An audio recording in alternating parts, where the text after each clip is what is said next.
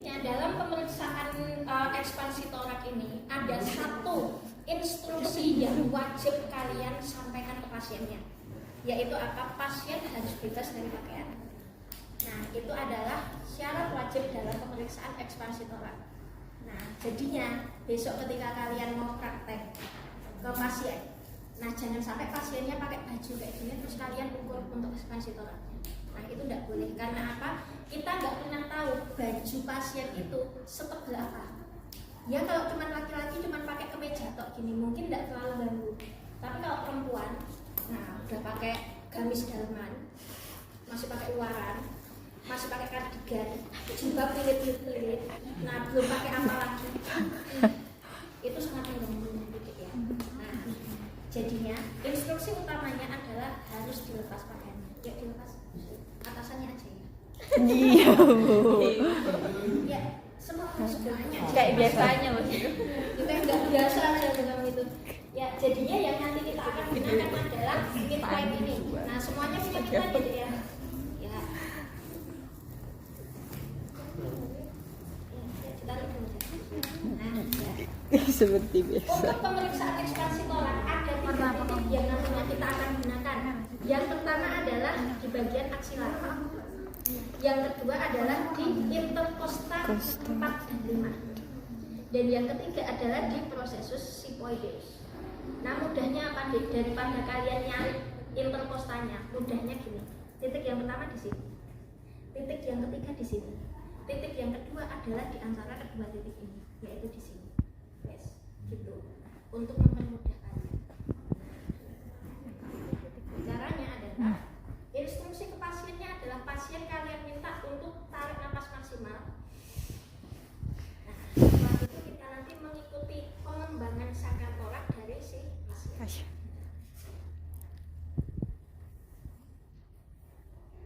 Pastikan jangan sampai ada yang muntir-muntir ya dia.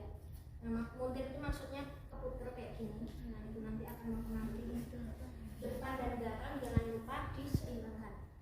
Nah, meskipun terlihat sangat sederhana, nah pemeriksaan ini membutuhkan sekali latihan yang cukup banyak gitu ya dia, sehingga kalian bisa lebih mudah dalam menentukan titik yang seharusnya. Nah, di sini kenapa kok yang namanya baju itu tidak boleh digunakan? Nantinya akan mengganggu dalam pergeseran si midline ini. Nah, jangan terlalu kendor, karena apa? Kalau kendor nanti yang terjadi adalah seperti ini. Ya, dek, tarik nafas dek. Nah, tidak geser. Nah, ya diusap. Tapi jangan sampai terlalu ketat seperti ini, menyakitkan.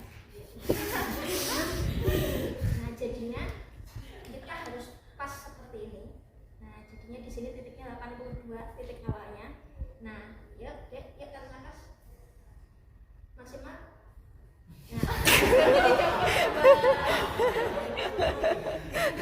Nah, jadinya setelah dia berada di puncak inspirasi, jangan lupa diminta untuk menghembuskan nafas. Jadinya jangan sampai kita fokus banget di sini.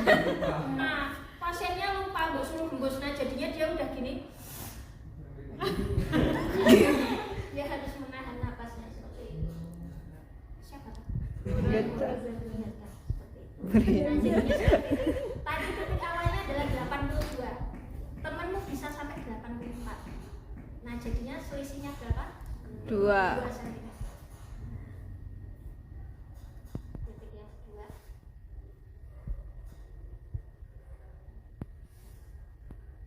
Titik awalnya di 80 cm. Yuk kita tarik nafas ya. Terus. Maskernya hidup aja biar bisa narik nafas. Saya ulang ya, Dek.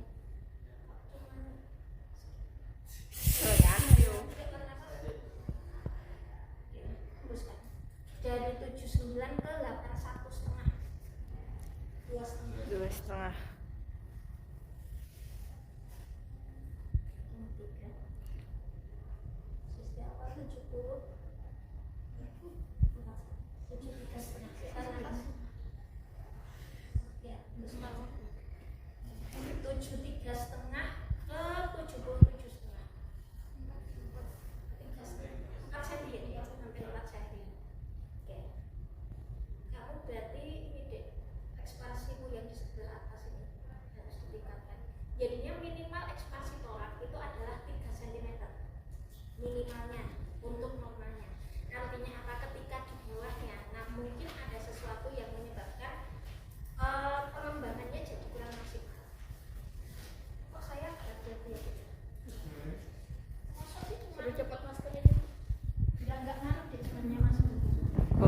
Tahu.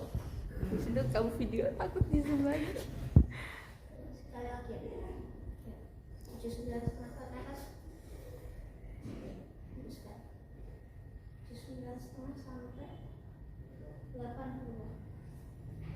2,5 cm. Kurang lebih 2 sampai 2,5 cm. Ya.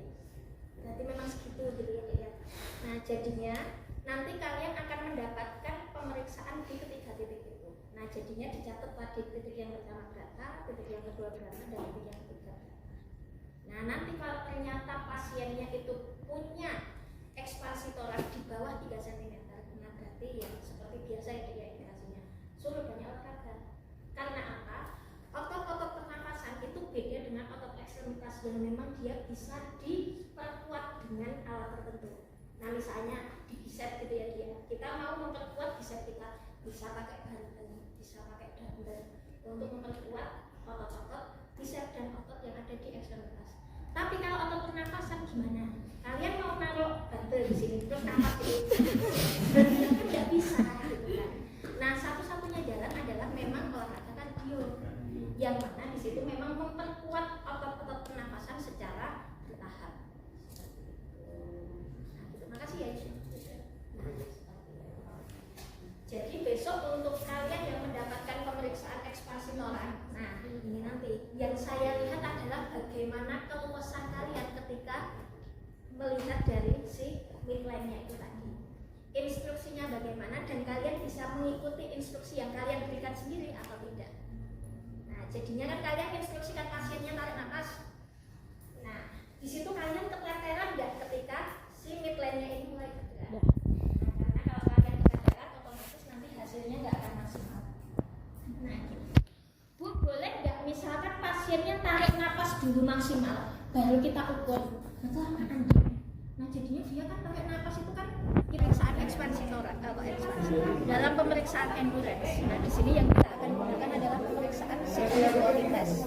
Nah, di mana 6-minute walking test ini yang pertama harus kita siapkan adalah lintasan sepanjang 25 sampai 30 meter.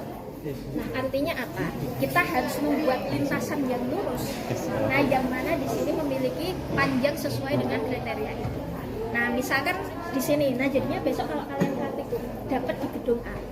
Nah, itu tempat yang kalian gunakan untuk 6-minute walking test itu di sini. Nah, tapi kalau dapatnya di gedung B itu di luar ruang skillet ini. Nah, itu kan ada tempat yang luas kosong. Nah, itu kayak di sini. Nah, kalau ternyata kalian di sini, nah otomatis kalian harus bisa menyiapkan lintasan dengan panjang 25 sampai 30 meter. Nah, untuk memudahkan kalian wis cepat. Nah, caranya adalah dengan cara menghitung ini. Ini ubin ini, satu ubin ini adalah 60 cm. Nah, jadinya kalau kalian mau ngitung 24 meter, itu kalian butuh 40 ubin.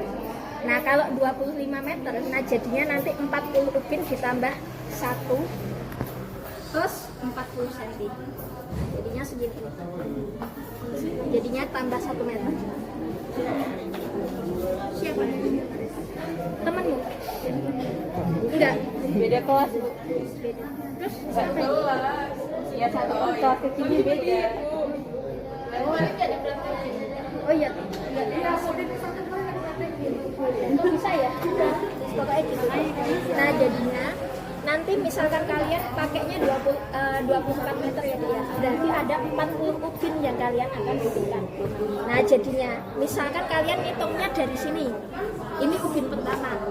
Nah, cara ini titik awalnya itu bukan di sini, tapi di sini. Nah, karena ini adalah ubin pertama yang nantinya akan dihitung. Nah, nanti kalian jalan ke sana sampai 40 ubin. Dek, jalan dek. Nah, ini satu toh. Nah, 1, 2, 3 sampai 40 ubin di ujung. Setengahnya, Bu.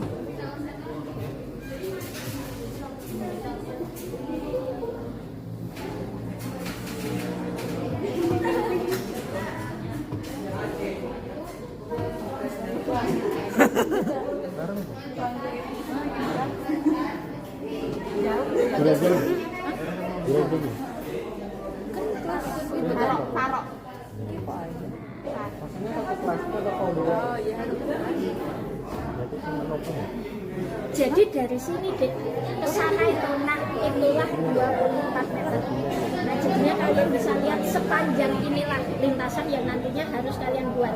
Dan masing-masing mahasiswa yang mendapatkan 6 meter walking test harus bisa membuat lintasan yang sesuai. Nah jadinya nggak ada alasan, Bu, kalau misalkan pakai jarak yang dimodifikasi boleh nggak, Bu? Kalau 24 meter kan kepanjangannya 5 meter aja boleh nggak? Jawabannya enggak. Nah, modifikasi itu hanya dilakukan pada tempat yang memang tidak memungkinkan. Kalau memang ada tempat yang memungkinkan, gunakan semaksimal mungkin tempat yang memang ada. Nah, ini kan lintasannya panjangnya segitu. Sini deh, sini. Nah, panjangnya segitu. Nah, di sepanjang lintasan yang sudah kalian buat ini, kalian sediakan 1 atau 2 kursi. Jangan pede, bukan buat fisioterapisnya, tapi untuk pasiennya. Jadinya nanti bisa kalian gunakan dan kalian letakkan di sepanjang lintasan ini.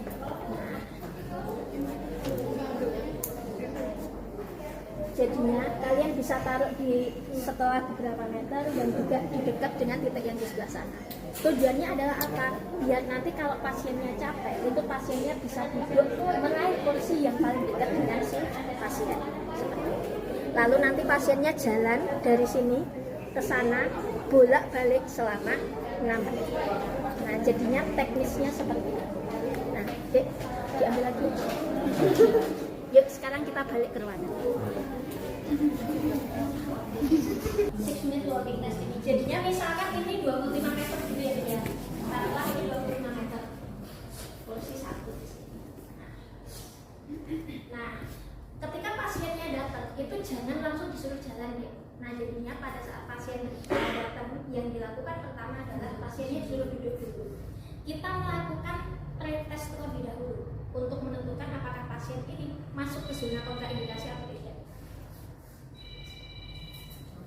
Apa ya Mas? Oh samping. Apakah pasiennya masuk ke zona kontraindikasi atau tidak? Jadinya ada 5 pemeriksaan yang harus kalian lakukan. 1 pemeriksaan tekanan darah, nadi, suhu, pernafasan, tingkat sesak nafas dengan pulsa. Nah jadinya kalau dia tekanan darahnya tinggi, tidak boleh melakukan tes ini. Nadinya 100 ke atas juga tidak boleh. Suhunya di atas 37 juga tidak boleh. Lalu selanjutnya pernafasan harus seiring dengan tingkat sesak nafas.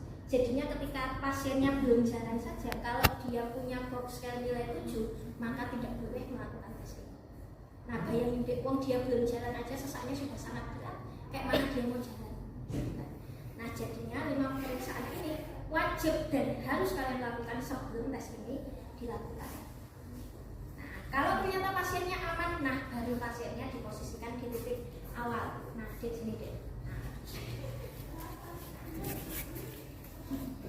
Jadinya, nah pasiennya diposisikan di titik awal. Nah Mbak, jadinya nanti Mbaknya kan saya mau ukur kemampuan untuk jalannya seberapa. Nanti Mbaknya jalan dari sini sampai sana itu Mbak. Nah bolak-balik selama 6 menit. Jalannya biasa saja, tidak boleh jalan cepat, tidak boleh lari dan tidak boleh melompat. Melompat kayak apa maksudnya Bu? Pasien kadang ada yang ajaib. Jadinya dia kalau sudah dekat dengan titik akhir, nah dia loncat, katanya dia cepat. Nah, gitu.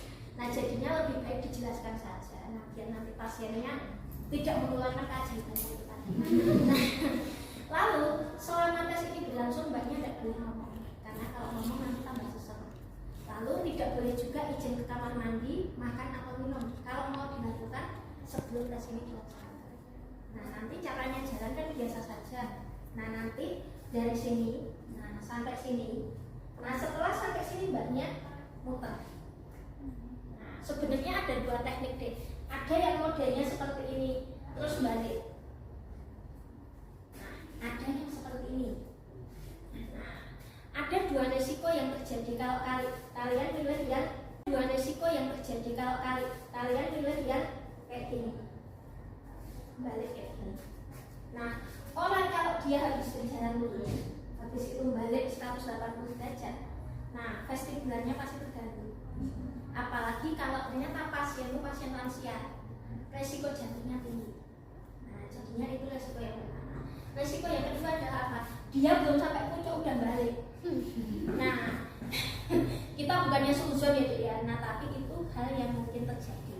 Nah makanya kita minta pasien untuk baliknya mengelilingi dari titik yang sudah kita tentukan. Nah makanya yang kita gunakan sebagai penanda itu tidak boleh benda yang besar. Jadinya misalkan kalian pakai meja, nah itu tidak boleh deh, karena nanti muternya kan kejauhan. Nah jadinya gunakanlah benda yang lebih kecil, yang penting terlihat oleh pasiennya dan profesional itu. Jadinya jangan gini, wah pakai apa yang kecil, terus sepatumu dilepas, ditaruh sini satu, taruh sana satu, jangan ya. Nah jadinya kita bisa pakai kon atau pakai bendera. Nah nanti di poli pasti ada. Nah gitu. Nah habis itu nanti balik ke sini ya Mbak ya. Nah habis balik nanti kalau waktunya sudah habis saya bilang stop. Kalau saya sudah bilang stop, Mbaknya langsung berhenti. Gitu ya. Nah apa yang harus dilakukan oleh fisioterapis? Nah jadinya fisioterapis jangan makan gaji kita ya. Nah tugas kalian adalah satu, pegang catatan. Nah setelah itu pegang stopwatch. Nah stopwatch yang gimana yang kalian harus gunakan? Nah boleh pakai stopwatch yang digital, jangan pakai yang manual kayak gitu. Repot banget deh kalau pakai manual itu. Mau 6 menit kan, minta putar 6 menit. Ini kelima itu ya, ini udah di 6 nih. Nah dia geser kelima. Nah ditarik ke 6 lagi, nah dia geser kelima lagi. Nah ditarik ke sana dikit, kelebihan. Nah jadinya kalau kalian pakai yang kayak gini, itu repot deh. Nah udah kalau kalian mau pakai yang stopwatch, cari yang digital. Kalau emang nggak ada yang digital, pakai jam tangan digital. Kalau nggak punya jam tangan digital, udah HP aja yang paling benar. Nah pakai HP itu boleh di setting 6 menit. Setelah itu kalian harus menghitung bolak-baliknya pasien. Nah jadinya hitung bolak-baliknya boleh dari sini ke sana, Bu hitung 1, atau dari sini ke sana balik ke sini baru Bu hitung 1. Bebas, tidak ada ketentuan. Nah jadinya nanti ketika pasiennya jalan, nah itu kalian gitu. Nah kalian model hitungnya suka yang gimana? Bebas, boleh Bu hitung 1, 2, 3, 4 gitu boleh. Nek saya sukanya kayak gini deh, set 5. Nah kayak gitu juga boleh. Bebas, yang penting nanti benar. Nah seperti itu. Selanjutnya tugas fisioterapis adalah memperhatikan kondisi umumnya pasien. Apakah dia menunjukkan tanda-tanda muncul kontraindikasi atau tidak? Contohnya mukanya tambah pucat, bukan pucat tidak itu ya. Nah tapi emang pucat itu kan beda ya. Nah setelah itu keringat dingin, nah keringatnya banyak sekali. Setelah itu jalannya mulai goyang. Nah orang kalau capek banget itu pasti, nah jalannya itu sudah nggak bisa lurus lagi. Nah dan langkahnya itu kelihatan berat ya. Jadinya yang awalnya langkahnya bisa enak itu lama-lama agak berbeda. Nah nanti pasti kalian lihat. Nah seperti itu. Nah habis itu fisioterapis nggak usah sok care. Contohnya apa? Pasiennya jalan terus kalian gini. Nah misalkan jalan lagi, takut naik jatuh. Orang pingsan itu ada tahapannya deh. Tidak ada orang jalan seger gini ya, tahu-tahu berat pingsan. Tidak ada. Orang mau pingsan itu pasti kelihatan pusing dulu, pucat dulu, keringat dingin dulu, baru pingsan. Itu tahapannya. Nah makanya sebelum pingsan kalian harus lihat kondisi umumnya gimana. Suruh duduk kalau memang sudah dirasa ini sudah gak bagus kondisinya. Nah gitu. Jangan takut dia pingsan. Nah jadinya jangan kayak gini. Nah atau jangan menemani. Nah jadinya pasiennya jalannya enggak jalan.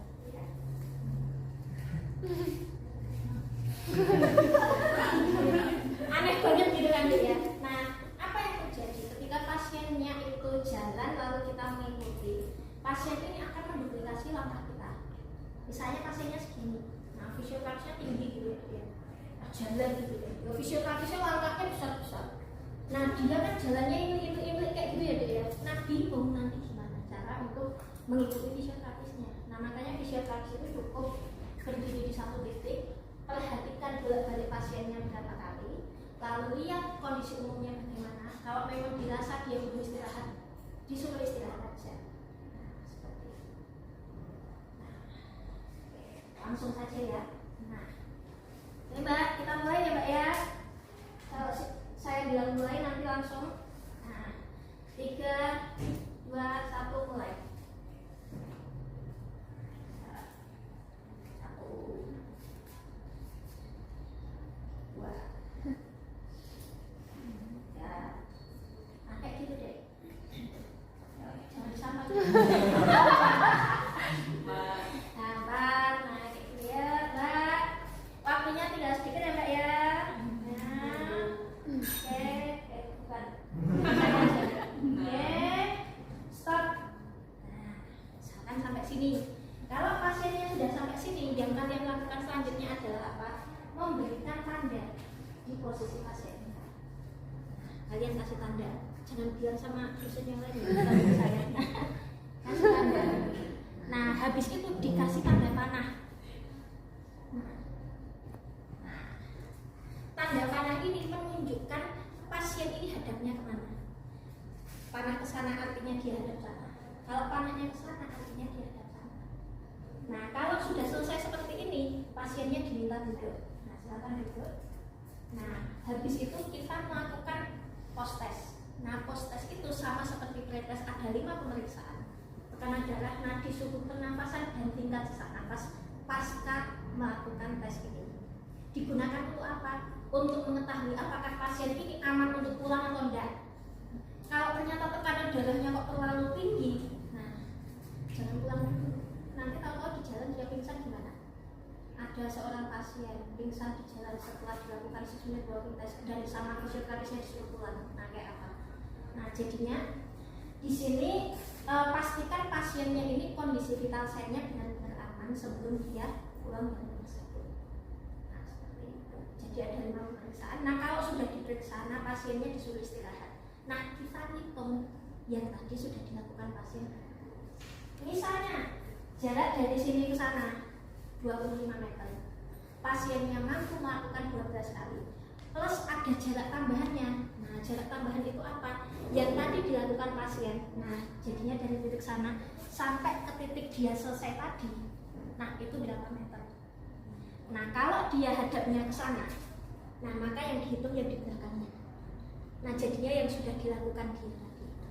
Kalau hadapnya ke sana, berarti yang di belakang sana yang dihitung. Nah seperti itu.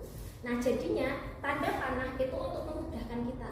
Nah misalkan pasiennya sudah sampai ujung sini, terus kita lupa, duh ini tadi hadapnya sana, oh sana ya. Nah lupa. Terus yang aman aja, kalian hitungnya cuma yang sedikit ini. Padahal ternyata dia sudah melalui cukup panjang itu tadi. Nah itu nanti kan merugikan pasiennya.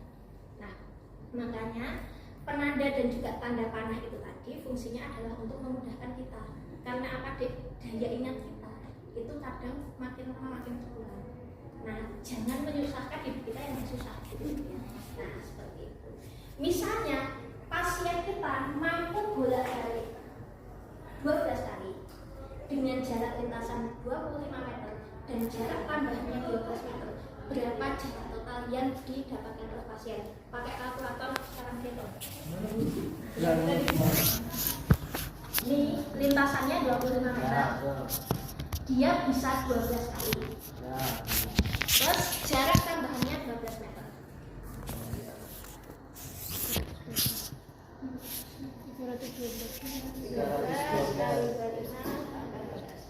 312 meter. Silahkan sekarang hitung V outputnya dengan rumus.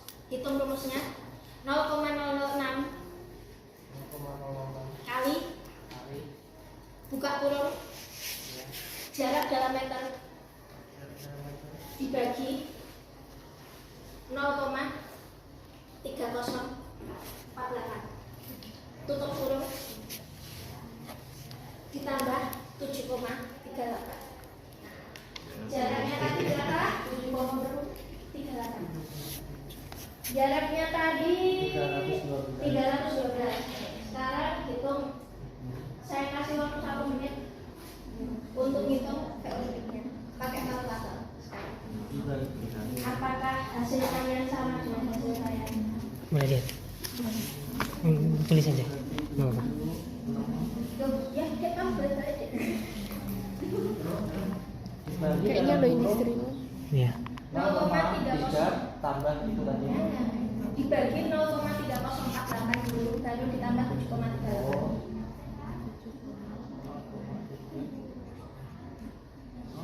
Udah. Ya, dapat berapa? Jangan sok hitung manual ya, Dek, ya. Nah, saya tahu kemampuan kita dengan hitung manual itu minim. Berapa? 13,52. Sudah ada yang berhasil hitung? Berapa? 13,52. Ini untuk kelompok ini lumayan banyak yang hitungnya cepat ya, Dek, ya. Nah, ini bagi yang belum tak ajari caranya ngitung cepat deh. Nah, dalam 10 detik selesai. Nah, caranya yang di dalam kurung dihitung dulu. Tadi berapa jaraknya? 312 dibagi 0,3048 sama dengan kali 0,006 sama dengan tambah 7,38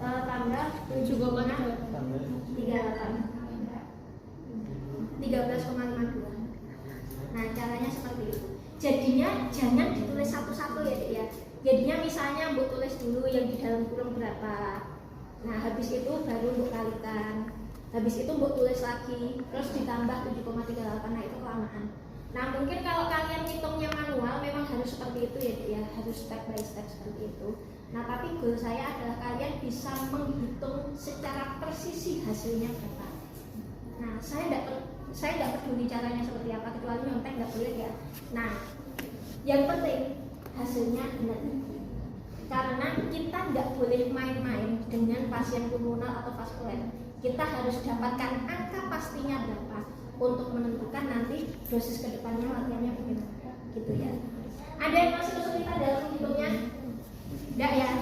Nah, karena ini semester 2, nah, tentu saja saya ada sedikit pengecualian berkaitan dengan praktikum yang nantinya kalian akan laksanakan, di mana nanti untuk semester 2 ketika kalian mendapatkan 6-minute walking test, kalian harus menuliskan 3 poin dalam kertas yang nantinya akan saya bacakan ketika kalian praktikum. Poin yang pertama adalah perhitungan jarak total yang didapatkan oleh pasien kalian masing-masing. Nah, jadinya nanti hitungan kasarnya seperti apa? Wes itu nanti pokoknya sampai hasil akhirnya adalah jarak total yang ditemui oleh pasien. Artinya bolak-baliknya dia berapa kali, kalian menghitungnya dengan jarak berapa, nah misalkan 25 meter atau 24 meter. Nah, itu nanti hitungan perkaliannya seperti apa, itu adalah poin pertama. Poin yang kedua adalah perhitungan VO2 tadi dengan rumus yang baru saja saya berikan. Lalu yang ketiga adalah perhitungan match. Hitung match itu gimana? Hasil akhir dari VO2 tadi bagi 3,5 itu adalah hasil matchnya. Nah, ketika kalian sudah mendapatkan hasil match, nah itulah yang kalian edukasikan ke pasien, bahwa pasien itu tidak boleh melakukan aktivitas di luar nilai match yang sudah ditentukan. Jadinya misalnya tuh itu ya, pasienmu itu nilai matchnya adalah 4. Artinya dia hanya boleh melakukan aktivitas yang beratnya itu 4 match. Tidak boleh lebih dari 4 match. Kalau dia lebih dari 4 match, kemungkinan bisa menyebabkan munculnya sesak nafas. Yang kedua, memungkinkan sekali menyebabkan si pasien ini serangan jantung dan sebagainya. Nah, jadinya hal-hal inilah yang harus diperhatikan. Nah, gitu ya. Itu adalah 6-minute walking test. Sampai di sini ada yang mau ditanyakan? Enggak? Nah, kalau enggak, semuanya maju ke sini. Nah, kita akan melakukan pemeriksaan kapasitas vital paru dengan menggunakan spirometer. Nah, jadinya karena masih semester 1, silahkan kalian perhatikan semester 2. Oh iya, karena masih semester 2 baru pertama, nah otomatis kalian harus memperhatikan dengan seksama. Nah, di sini ini alat spirometernya. Ini adalah transducer, yang mana transducer ini nantinya akan disambungkan dengan mouthpiece.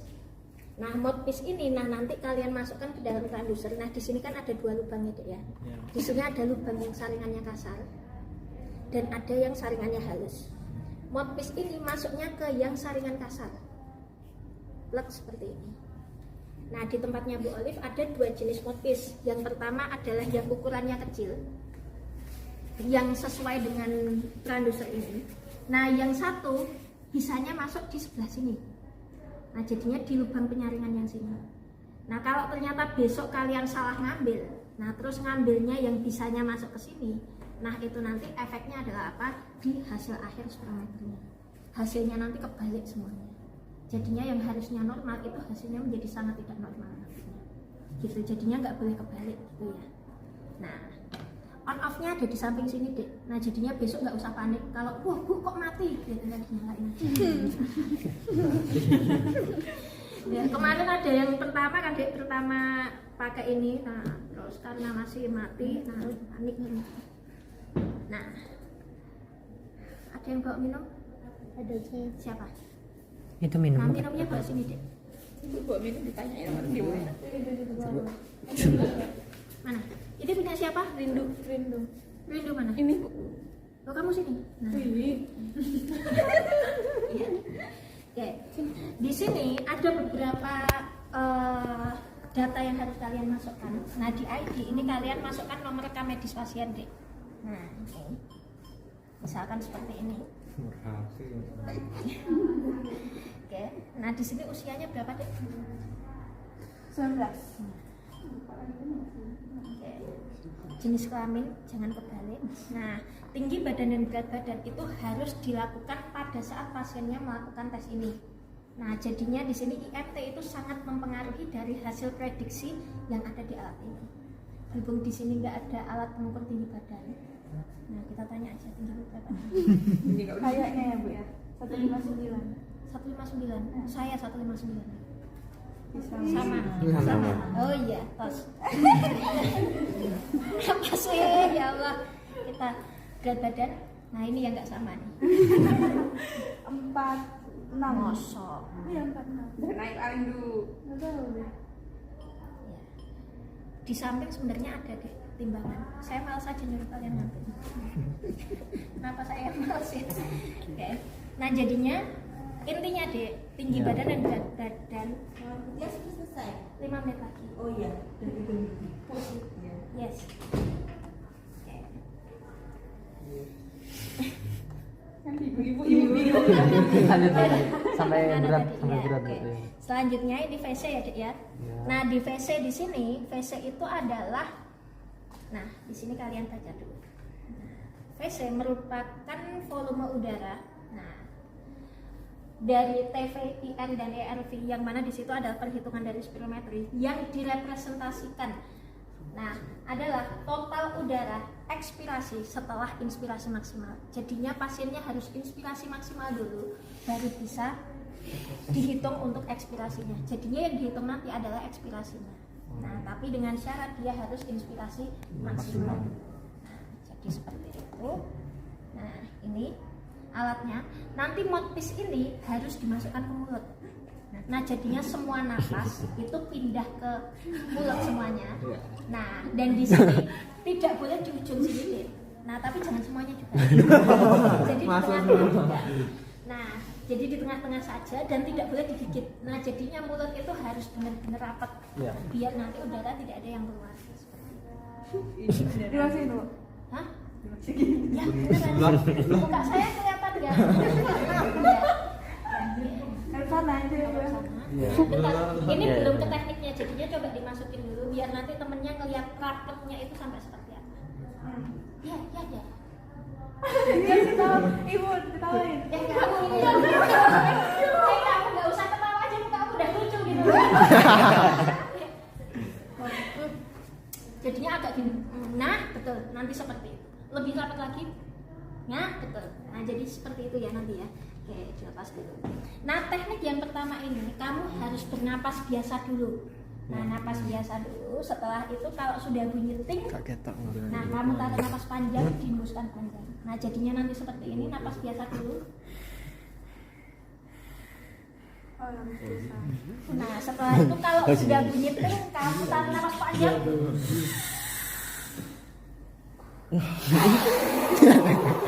Bau udah Bu. Nah, tarik napasnya sepanjang mungkin dan dihembuskan sepanjang mungkin. Tenang, Biar ketawa. ini mouthpiece-nya baru, Bang. Oh, iya. Nah, bukan punyanya yang Yes. sebelumnya. Iya. Ya, sekarang posisi pasien itu harus selalu di samping fisioterapis, tapi tidak boleh menghadap fisioterapis. Nah, dan karena dia gampang ketawa, silakan kalian pindah ke belakang sini. Pasiennya biar bisa menghadap sana. Dan pasien tidak boleh melihat grafik yang ada di sini. Nah, karena nanti dia akan terganggu. Silakan dimasukkan dulu. Nafas biasa dulu. Ya. Oke, hidungnya ditutup. Kita mulai. Oke, napas biasa dulu deh. Breathe normally and quietly, artinya bernapas normal dan pelan. Oke, napas biasa dulu. Ya, tarik napas panjang.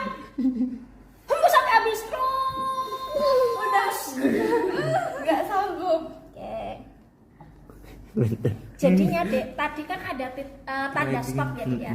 Nah stop itu harus kita pencet itu di puncak ekspirasinya. Jadinya nanti ada puncak inspirasi, ada puncak ekspirasi. Puncak inspirasi itu ada di sini. Nah jadinya di puncak dari grafiknya itu namanya puncak inspirasi.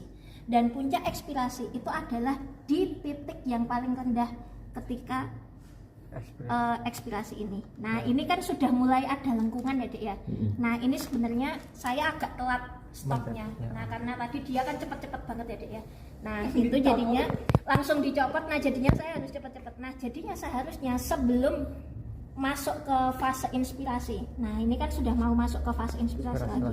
Nah itu harusnya udah di stop. Nah seperti itu. Nah dan tes ini boleh dilakukan 3 kali. Jadinya kalau ternyata tes yang pertama gagal itu bisa diulang 2-3 kali. Caranya pencet sini. Nah tinggal dipencet. Nah nanti bisa diulang untuk teknik yang pertama VC ini. Nah kalau ternyata tes yang kedua itu kok hasilnya lebih buruk dari tes yang pertama, nah otomatis kita ambil saja tes yang paling bagus hasilnya. Nah kita ambil yang pertama seperti ini. Nah gitu ya.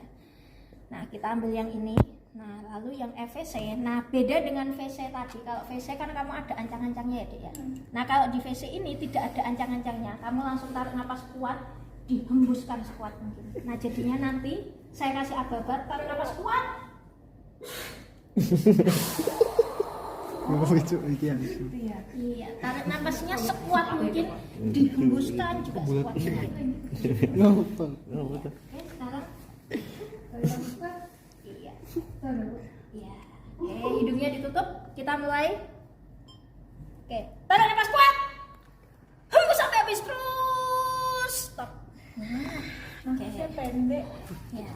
Oke, di sini inspirasi. Tadi inspirasinya memang kurang kuat ya dek ya. Jadinya untuk grafik inspirasinya tidak muncul. Nah tapi ekspirasinya lumayan. Nah di sini 62%. Dan pada saat dia sudah menyentuh garis ini, kita harus pencet stop. Nah jadinya garis ini adalah patokannya, garis batasnya. Nggak muter berarti Bu? Nggak muter Bu. Kalau muter, nah nanti sudah beda siklus lagi dek. Nah sudah masuk ke siklus selanjutnya. Jadinya siklus yang dihitung itu hanya inspirasi dan ekspirasi 1 kali. Nah gitu. Nah ini adalah FVC sama bisa diulang 3 kali juga. Nah masuk ke MVV. Nah di mana pasien harus tarik napas, hembus napas secepat mungkin selama 12 detik. Jadinya nanti ini 12 detik gitu ya. Pingsan Oke. Minum dulu dek. Mana minum? Ya. Nggak tahu.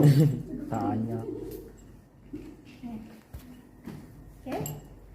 Beda dengan VC dan FVC yang bisa diulang 3 kali. Nah kalau MVV hanya boleh dilakukan 1 kali saja. Nah gitu ya. Silakan masukkan mulut. Hidungnya ditutup. Oke, mulai tarik, hembus. Terus, cepat, terus. Ya, lebih cepat. Lebih dalam, terus lebih cepat, 3 detik lagi, 3, 2, 1, stop.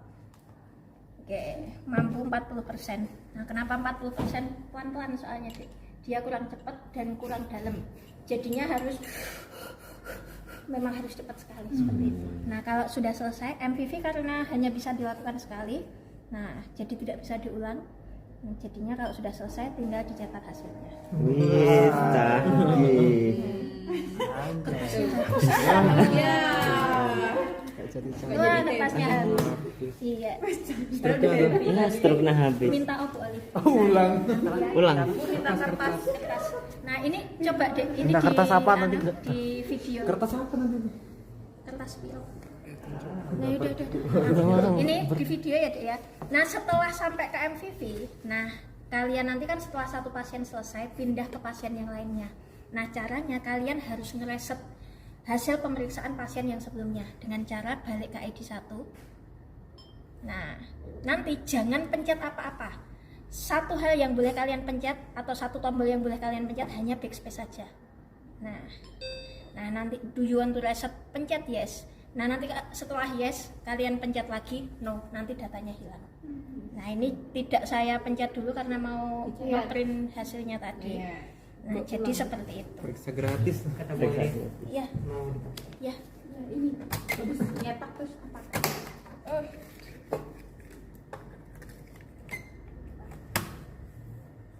Belanja. Belanja di kasir. Balik ke pasien.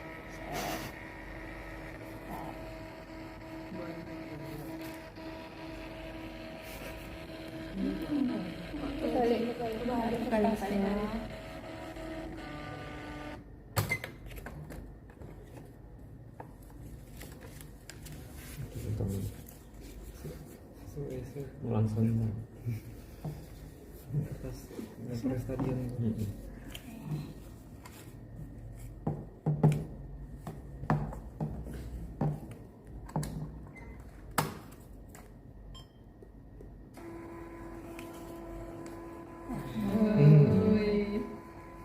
Berlangganannya Mbak.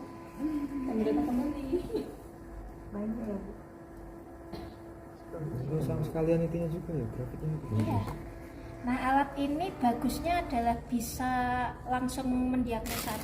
Jadinya kita nggak usah ngitung manual, sudah langsung bisa didiagnosa Hasilnya sama apa? dia. Jadinya di sini diagnosanya masuk ke restriksi karena apa? Nilai VC-nya rendah di bawah 80%. Pokoknya kalau nilai normalnya itu adalah 80%, di bawah itu hasilnya pasti ke arah restriksi. Seperti itu. Penyempitan. Ya, bukan karena dia ada penyakit penyempitan, tapi karena memang kapasitas vital parunya rendah. Nah, orang yang punya kapasitas vital paru rendah rata-rata adalah orang dengan penyakit penyempitan saluran nafas. Seperti itu. Banyak nih. Ini silakan. Nah, lalu caranya ngereset tadi ya, Dek ya. Lihat. Nah, jadinya dari MVV balik ke ID 1. Nah, pencet backspace. Yes. No. Datanya hilang. Oh, berarti dari MVV. Kalau sudah selesai dimatikan, ya selesai. Mau berarti buka sini setiap pasien dibuang? Iya, betul. Dan itu satu pasien satu notis, Dek. Jadinya jangan Pakai paralon. Pakai paralon. Oke, silakan duduk. Nah, mungkin untuk yang ini Dek, silakan duduk. Ini nanti kan kita masih ada satu pemeriksaan, yaitu pemeriksaan DJS. Karena pemeriksaan DJS kan cuma gitu ya. Nah, jadinya nanti teori bagaimana cara kalian hitungnya. Nah, setelah ini kita kan kalian pulang. Nah, nanti jam 19 atau jam 18.30 kita ketemu 15 menit aja untuk membahas tentang DJS online ya. Online. Bukan ini udah.